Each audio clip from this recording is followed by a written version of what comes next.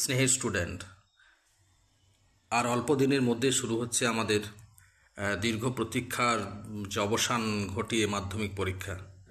সামনেই প্রস্তুতি পরীক্ষার জন্য নিয়ে যাচ্ছি আমরা অনেকেই। তো আমাদের স্টুডেন্টদের কাছে অনেকেই দুর্ভাবনা দুশ্চিন্তায় থাকে। কোনো দুর্ভাবনা করো না, দুশ্চিন্তার কিচ্ছু নেই। তোমরা পড়াশোনা করেছো, তোমাদের অবশ্যই ভালো ফলাফল হবে। তো তোমরা প্রত্যেকেই প্রস্তুতি নিয়েছো। সাজেশন তো এখন হয় না, ভালো করে রিডিং পড়তে হয় টেক্সট বুকগুলো, এবং সহায়ক বই হিসেবে যে রেফারেন্স বইগুলো তোমাদের কাছে আছে সেগুলো তোমরা নিশ্চয়ই পড়েছো। কিছু ইতিহাসের 2 নাম্বার বেসিসের প্রশ্নের আমি একটা কোশ্চানের কিছু প্যাটার্ন ইম্পর্টেন্ট দেখে দিচ্ছি, যেগুলো তোমরা অবশ্যই করেছো। যদি না করে থাকো একটু দেখবে। তো ভিডিওটা একটু সংক্ষিপ্ত করে করার চেষ্টা করছি।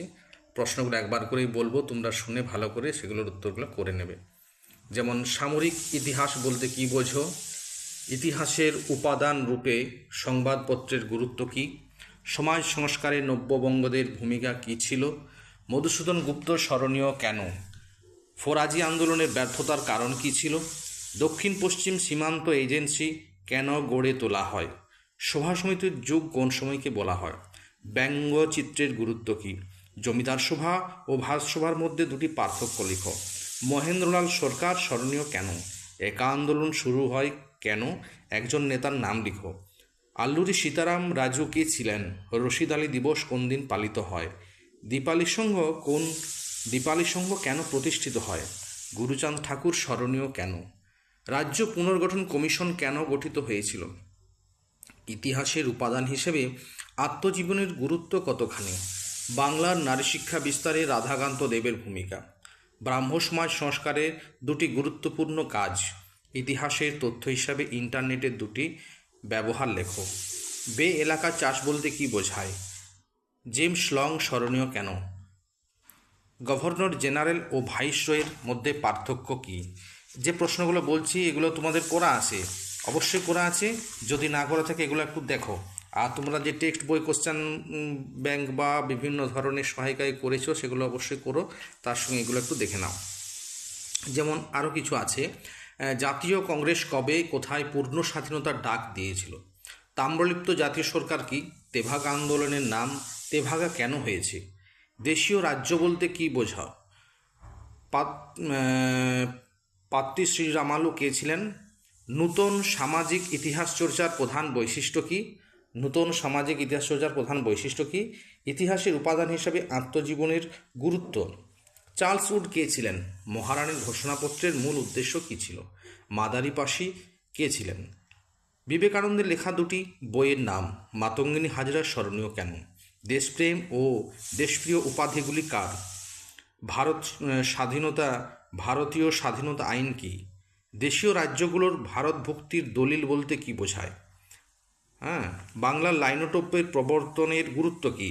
আনন্দমঠ উপন্যাসটি কীভাবে জাতীয়তা ভাবধারার উদ্দীপনা সৃষ্টি করেছিল?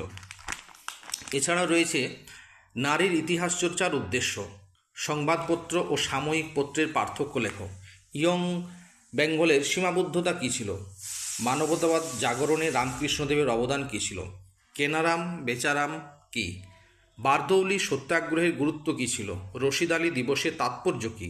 বঙ্গভঙ্গ বিরোধী আন্দোলনে দুজন নারীর নাম লিখো। উদ্বাস্তু কাদের বলা হয়? তিন আইন কী? পথের পাঁচালীর শুভমুক্তি কবে? ব্রাহ্মী পদ্ধতি কী? রানী শিরোমণি কে ছিলেন? জাইলোগ্রাফি কী? ভারতের কমিউনিস্ট পার্টিকে দ্বিজ বলা হয় কেন? দিল্লি চুক্তি কবে কাদের মধ্যে স্বাক্ষরিত হয়? কিষাণ সভা প্রতিষ্ঠিত হয় কখন? প্রথম সভাপতি কে ছিলেন? শান্তিনিকেতন আশ্রম কি? এছাড়াও আমি আরও কয়েকটা প্রশ্ন বলছি। যেমন ধরো, নিম্নবর্গের ইতিহাস চর্চা বলতে কী বোঝো? ম্যাকলেমিনিট কি? হান্টার কমিশনের দুটি সুপারিশ লেখো। দিকু কাদের বলা হয়?